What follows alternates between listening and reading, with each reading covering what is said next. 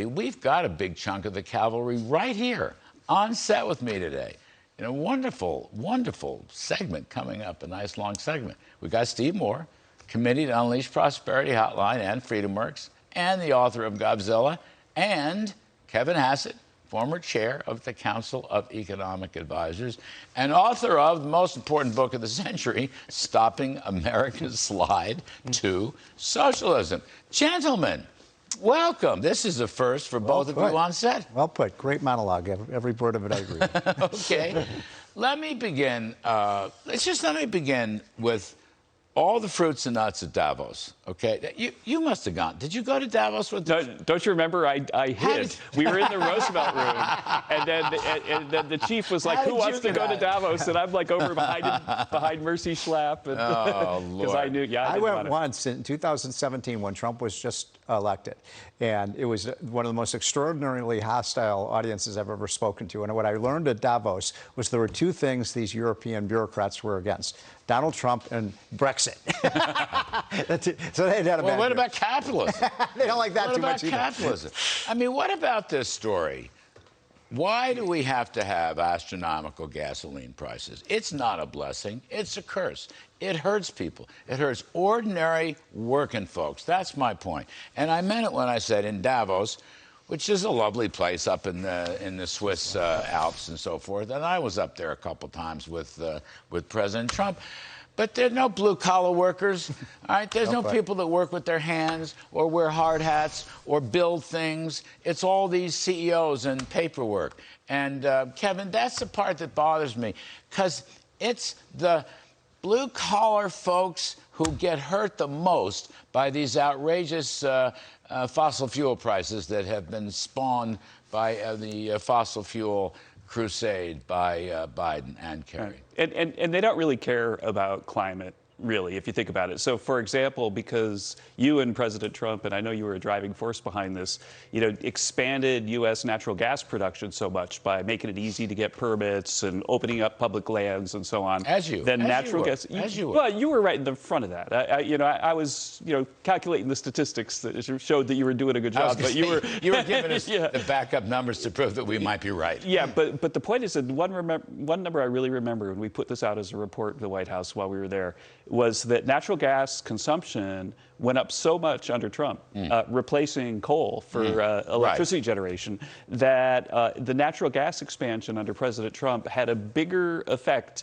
on CO2 emissions in the U.S. than Obama's Clean Power Plan. Yes. And so they celebrated Obama's Clean Power Plan. They attacked President Trump when he backed away from it. But then when he actually accomplished what they claim their goal is, a big reduction in CO2 emissions, nobody said thank you. Oh, so that's how we do it. Instead, they go to Davos and they sneer at him, just like they did when Steve was there and they were calling him a Nazi and things like that. You make a really good point.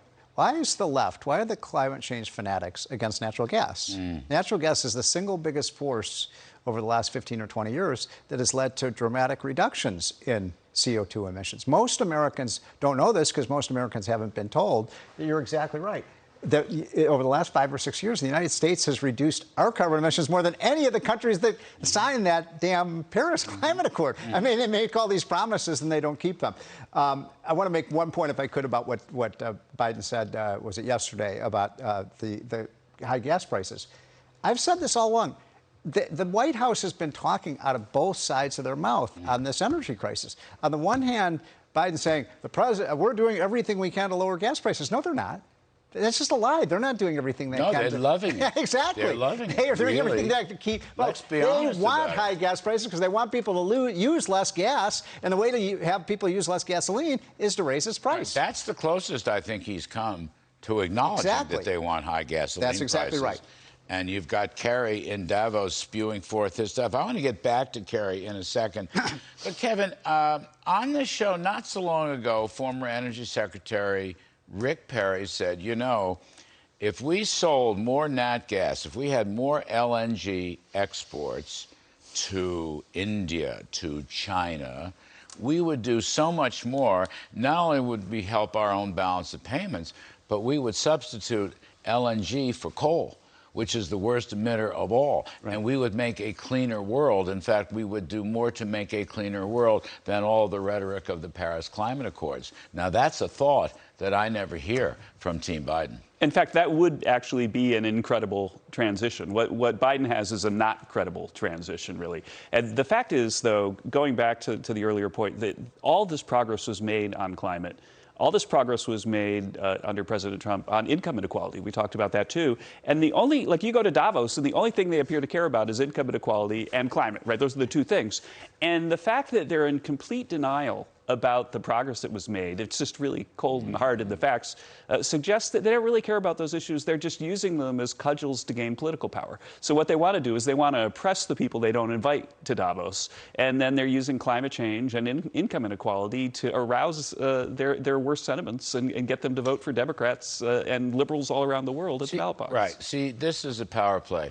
And the Davos thing is all about centralized That's just power. what I was going to say. Whether it's governments or CEOs, it's about centralized power, and it becomes ideological, and they're turning against the roots of free market capitalism, which is another thing that always burned me up about going to those places. And if you listened, and I listened to some of those speeches that have been given already at Davos, and they all have one theme: one world government. Now, I don't want people to say, oh, Steve Moore's a black helicopter guy, but they believe in one world government. And they want the United Nations and all these other agencies, which is a direct threat. This is something Trump got. That's a direct threat to American sovereignty. And we're not going to go for that. American people aren't going to go for it. That's why they didn't like Trump. A related point. It's also a war against the car. They hate cars. If you listen to the rhetoric, it's all about putting everybody in mass transit, except, of course, the elite, so they'll still have their own cars. But, you know, if you want to help, Kevin, you can tell me if I'm right about this, but I've seen a number of studies that show one of the best ways to help the poor advance economically is to get them a car so they can get to their jobs. And they want to take cars away from people. So imagine the mother with 3 kids driving her kids around to soccer practice and graduation and all these things. She doesn't have a car? What's that going to mean for the family? By the way, I have nothing against electric cars. Oh, I don't have nothing. None of the above. Now, they all cost $100,000, so it'd be a little hard for the person you're describing, or maybe $65,000 or $70,000. But I have nothing against it. See, Kevin, here's a serious question. We used to talk about all the above. So we have side by side fossil fuels and renewables, and we would try to advance the technology as best we can. And nuclear. And nuclear, right, for sure. Now we've lost that. Now, my question is, if you succeeded in abolishing fossil fuels in the next 20 minutes, which is what John Kerry wants, what exactly is going to replace it? What is the replacement plan? Right. They don't have a replacement plan. And to actually put it in perspective, this is some work Casey Mulligan and I did before the election, that if everybody has an electric car, then instead of getting stuff from gasoline, you're getting miles from electricity. And electricity generation in the U.S. has to go up if we just move everything from the kind of car you and I have to that it basically moves it up by 25%. And so we have to increase power generation by 25%. If we move everybody to electric car. If you phase fossil fuels out at the same time, well, fossil fuels right now produce about 70% of the electricity in the U.S. Oh, right. And so you're basically rebooting the entire grid. It's 95% of the grid if we do it, and there's just no way to do it. So why don't they get that, or why don't they acknowledge that? Because it's not about, I mean, you said it very well, it's not about climate change, it's about control of the economy. And, you know, Larry, maybe you can answer this question for me, because I listen to these speeches by major CEOs of not just European companies, but American companies that have completely bought in to this zero carbon emissions. I know. I don't really understand I saw it with the my logic own of it. And was astonished at it. Back in, I think it was 2019, when Trump spoke, he was well received because the economy was doing so well. Right. Nobody could deny that. It was like, oh, what a shock. The economy is doing well. The corporate tax cuts worked, et cetera, et cetera. But other than that, he was never taken seriously. And politics were always, you know, anti-Trump, globalist, globalization, and so forth and so on. And it all seemed to revolve around climate change. I don't know why climate change became this global rallying cry. I mean, I worry about democracy in a lot of different areas, but it did. Look, let me go back to this other point. This was the Newt Gingrich point about big government socialism, and I referred to it as progressivism. I don't think, Kevin, I want you all to talk about the economy and how you see it right now, but it ain't great. And I don't think under current policies, Bidenomics policies, if you will, which are the progressive policies, the taxing, the regulating, the spending, the money printing, and all the rest of it, we will not regain high growth and low inflation until those policies are replaced. That's my sense of it. You tell me. Right. No, I agree. And in fact, I think that they're in complete denial right now. So we've got John Kerry at Davos. He basically could have said, hey, here's our plan to go after inflation and to improve, reduce energy costs of the U.S. And so don't worry, there's the cavalry is coming, right? He could have given that speech. Janet Yellen could have done the same thing when she went before Congress to give a talk, but instead she decided that it's bad for the economy if Roe v. Wade is repealed. And so they're out there changing the subject, and then it's Putin's fault, it's Larry Kudlow's fault. It was actually our tax cuts were blamed this week by them. And the fact is, it shows that they don't have a clue. And so Paul Krugman blamed the Laffer curve. Yeah, yeah. That was what it was. But Bidenomics, the one thing I just want to say, though, is that Bidenomics is the denial that incentives matter. So ultimately, they're hoping for the best and raise taxes, raise minimum wages, do whatever you want, and you won't have any negative effect on anything. And that's why supply is getting crushed. They removed work incentives. They shut down pipelines. Supply is getting crushed while they're helicopter dropping money. And it's why every day that Biden is president, Trump's numbers get better. Because people say, hey, it worked pretty well. I may not have liked some of the things Trump did, but the policies worked spectacularly well. But I think a related important point to this, though, is I go back to that speech that Biden gave about 10, 12 days ago, where when the market was just starting to get really soft, and he just basically doubled down on everything. We're going to do Build Back Better. We're going to do tax increases on the rich. And the market has been in a funk ever since because there was no sense that this president is going to get off of these liberal progressive policies the way Bill Clinton did. No reset. There's no reset. To what's your point? I'm just trying to think, Kevin, it's a very good point. The only incentive I can think of is the incentive of high gasoline prices. But other than that, they don't buy tax incentives, right? We never hear that. I don't hear, that's a really important point. Markets don't work. They think of price gouging as the answer. Is their big client. And they're going to have FTC interference, and everything's a monopoly or an oligopoly. So how do we get out of this fix? I mean, there's no confidence. That's for sure. They don't look at the stock market, but the stock market's telling you there's no confidence. The stock market's telling us that your recession forecast or your recession worries are well justified. The stock market's also telling us inflation's a problem and the Fed's going to have to fix it. So let's just spend a moment. Where do we go on the economy? Well, I think that what would normally happen is that America's voters are very rational.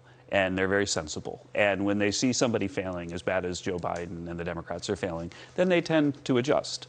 But the fact is that even if the Republicans, sweep Congress, they get the House and the Senate, then a Bill Clinton or even a Barack Obama might have sort of sat down with Republicans and said, geez, the economy is really terrible. Let's work something out to try to turn it around, especially if it's someone who's running for re-election and they want to have a strong economy when they're running for re-election, right? But I think that what we've seen from the Biden administration is such a lack of imagination, such a lack of sentience, that there's just no chance, I think, and the markets will expect that they'll ever work with the Republicans, even if Republicans capture Congress. So Republicans can stop some of the regulations and so on with congressional review, but for the most part, we're looking at a good long slog before things start to get fixed, because I don't think that Biden is going to run towards the middle and work with Republicans if Republicans capture Congress. You've said, I think you close every show by saying the cavalry is coming. Yes. The cavalry is coming. The Republicans are going to win a monster election in November.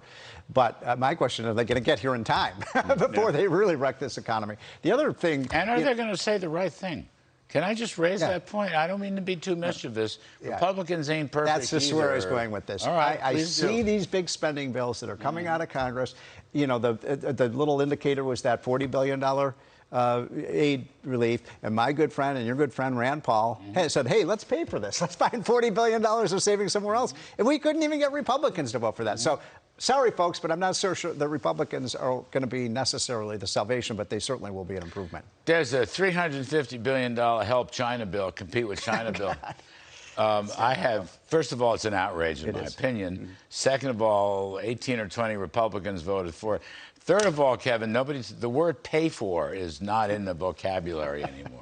Right. Well, what needs to happen is that we need to get like the Bob Rubins, the Larry Summers, the people that historically bring them in. Have actually recognized that incentives matter and bring them in and work with them to try to fix this. But they won't do that. They need Larry Summers. If they get slaughtered bad enough, then maybe they will. And I mean, there's a lot of talent on their side, on their team, that's had some success in the past. And so one would think that there's a chance maybe that we could work with them. But my guess is it's not going to happen because you see how committed to these weird ideological fetishes. In fact, the Democrats in these primaries, they're actually rushing out of the party any of their moderate faction. I mean, I don't know if you've noticed in these primaries, but you're getting these AOC types that are running against the few moderates that are left in the Democratic Party, and they're beating them in the primaries. So this party has moved extraordinarily left. One last quick one. Yeah. I'm trying to recruit both of you, at least to the principle of a pro-growth balanced budget. The principle, okay, which would include making the Trump tax reforms permanent, the deregulation, the energy independence, the limiting of spending, the making of tough choices on the spending side.